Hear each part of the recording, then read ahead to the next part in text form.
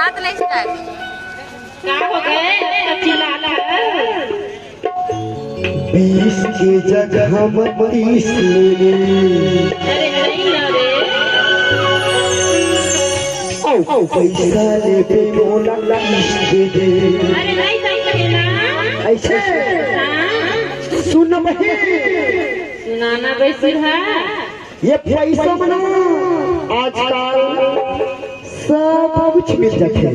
अरे नहीं ना रे ज्यादा भाव मत खाओ। अरे नहीं मिले ना पैसा में टीवी मिल जाते, कूलर मिल जाते, पंखा मिल जाते, खटिया मिल जाते, कपड़ा मिल जाते, थाली लोटा खाना पीना सब मिल जाते। तो मोला कोई चीज अरे नहीं मिले रे ऐसे पता है मतलब एकदम नहीं थी बरोबर है ना। अरे नहीं ना रे तो सोच भाई सुनाना 20 की जगह 30 ले ली।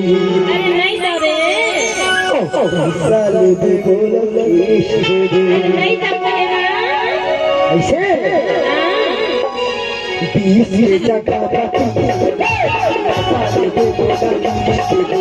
20 की जगह 30 ले ली। साले दे बोला देश दे दे।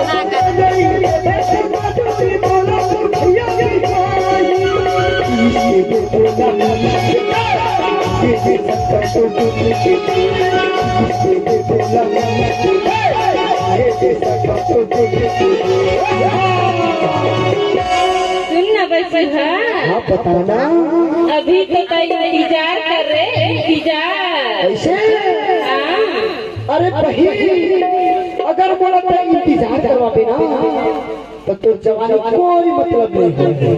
अरे इंतजार की घड़ी मीठा होते पगला अरे बुढ़ा जब बही है बुढ़ा जब वो अरे नहीं हो रे तभी बिठो क्या कहता उमर तोला चढ़ के खाही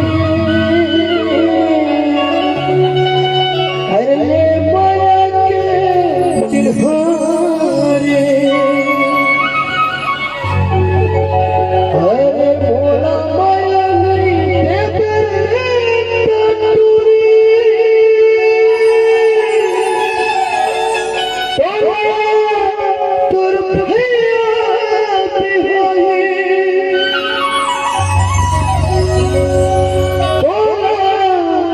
तुर भैया बिहारी हो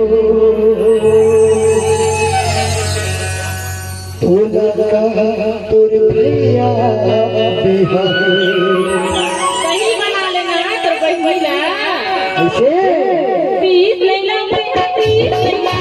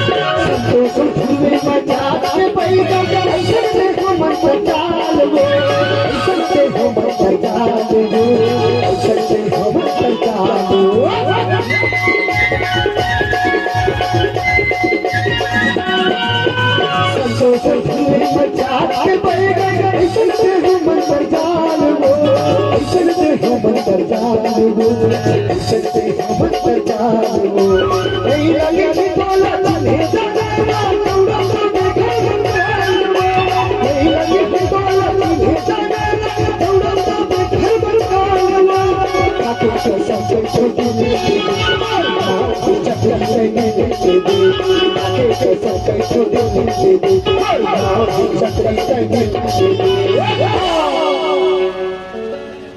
सुनना हाँ बताना तो कैसे कैसे लागत है ऐसे हाँ कैसे लागत है बही जादू मंत्र मारे बोला माया हो गई बढ़िया माया ऐसे हाँ अरे बही मैं बता रही ना संतोष ध्रुवे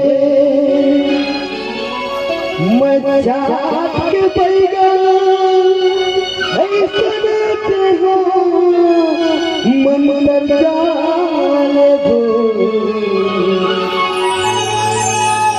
अरे नहीं लगी ही तोरा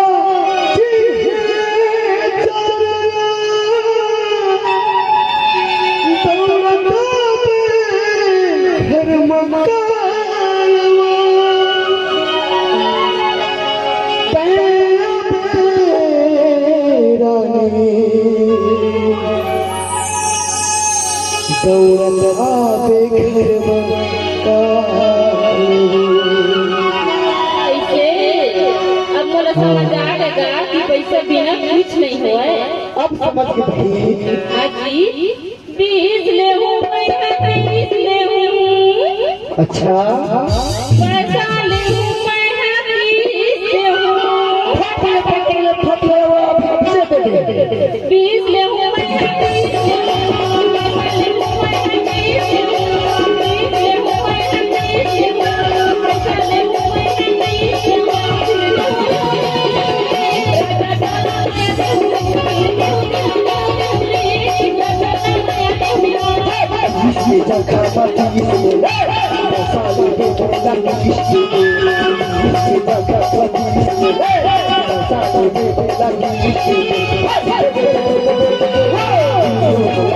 Hey!